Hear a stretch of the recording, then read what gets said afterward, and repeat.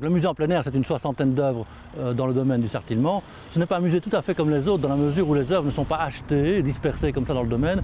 Les œuvres sont créées pour le lieu. On invite les artistes à venir découvrir le Sartillement, à choisir un lieu en fonction de différents critères, et ils créent une œuvre dans laquelle ils intègrent des significations historiques, culturelles, naturelles, et ça crée des œuvres vraiment uniques qui sont voulues et créées pour le Sartillement.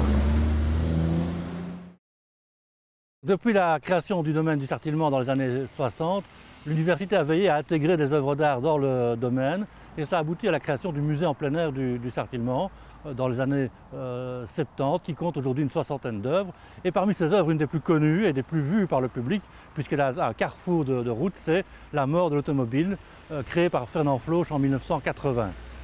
Il existe d'autres œuvres publiques de Fernand Floch qui travaillent un peu dans tous les domaines, design, il emploie des techniques très variées, la lumière, le néon. Il a notamment créé des œuvres pour le métro de Bruxelles, il a travaillé à Hong Kong pour une banque. Donc on retrouve son œuvre dans l'espace public, c'est un artiste au langage multiple et qui est un expérimentateur.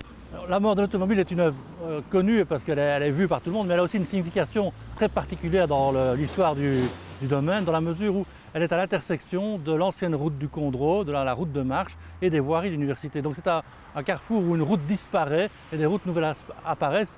C'est une espèce de clin d'œil symbole. L'œuvre est un peu ironique aussi. Alors, les Liégeois connaissent bien l'œuvre de Fernand Floch, il y a La mort de l'automobile bien entendu, mais dans la ville même il y a d'autres interventions de l'artiste, notamment les vitraux du cinéma Churchill en centre-ville, ou alors le mobilier urbain de la place Saint-Lambert qu'il a créé à la fin des années 1990. Alors, comme toutes les œuvres en plein air du musée, La mort de l'automobile, elle subit les contraintes atmosphériques, l'hiver, l'été, donc il y a des restaurations nécessaires qui sont réalisées régulièrement.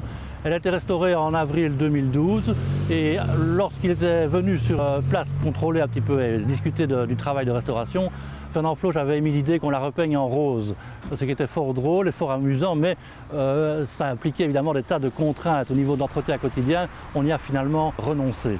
Alors l'œuvre est taguée régulièrement, ça fait partie de son existence. Ça aussi, Fernand Floch jugeait ça comme un clin d'œil. C'est parfois un petit peu difficile à gérer au point de vue de l'entretien, mais disons ça fait partie des contraintes d'une exposition d'une œuvre en plein air.